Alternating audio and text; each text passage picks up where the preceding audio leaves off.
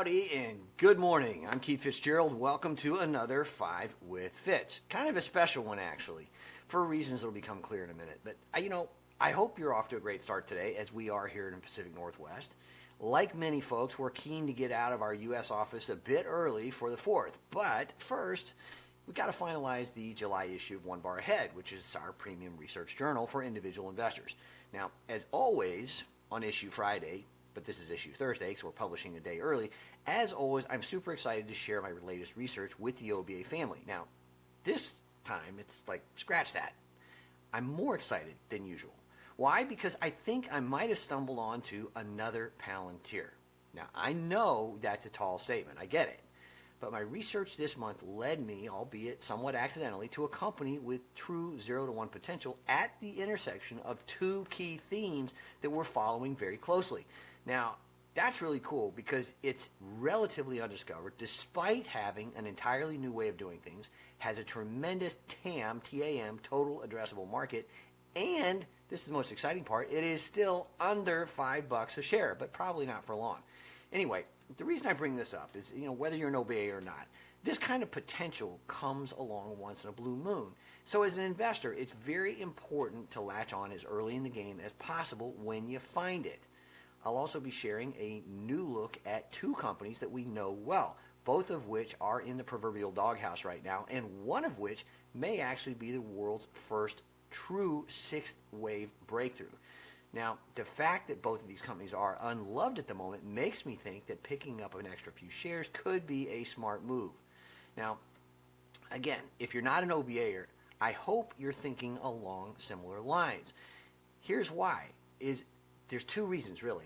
First, because we stand on the cusp of what just may be one of the most transformative moments in human history, something I call the sixth wave. And second, because investing in optimism always beats cowering in pessimism.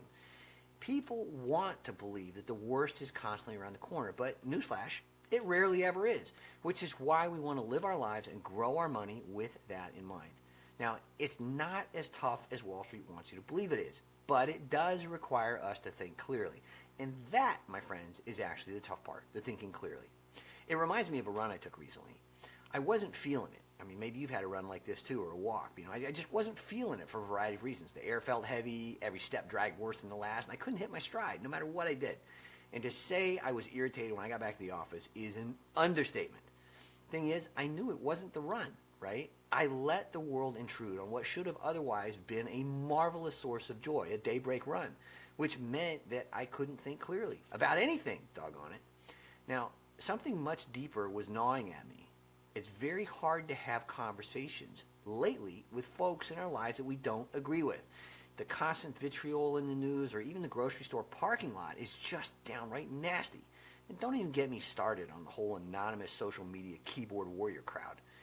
Being civil has become harder and harder, not just because we sink to uncivil standards, but because so many around us do or have. It's become far more challenging than ever to agree to disagree. Money, politics, religion, lifestyle choices, parenting, helping. It doesn't matter what the topic is. Every decision, every investment we make in both our lives and the markets is shaped by our values, our emotions, and the respect we have for ourselves as well as the world around us. You're definitely not alone if you're feeling the disconnect too. Loads of people are, which is why we go to great lengths around here to have the right conversations, meet the right people, and make the right investments in life and the markets. A single great conversation can change everything. So I say, let's get out there and have one. Invite a smile, change a life, help someone in need. We got this, and we can help others get this. Bottom line today, reflecting on the past can give us almost superhero-like powers in the future. Success becomes information we build on. Mistakes become tuition. As always, and with that in mind, let's make it a great day. You got this, I promise. Have a happy 4th of July if you're here in the U.S. and a wonderful weekend if you're elsewhere around the world. By the way, don't forget, U.S. markets will be closed tomorrow, Friday, so I will see you on Monday. And at the end of the day, PPS really, if you'd like to join the OBA family, we'd love to have you. You know where to find me. See you Monday. Cheers.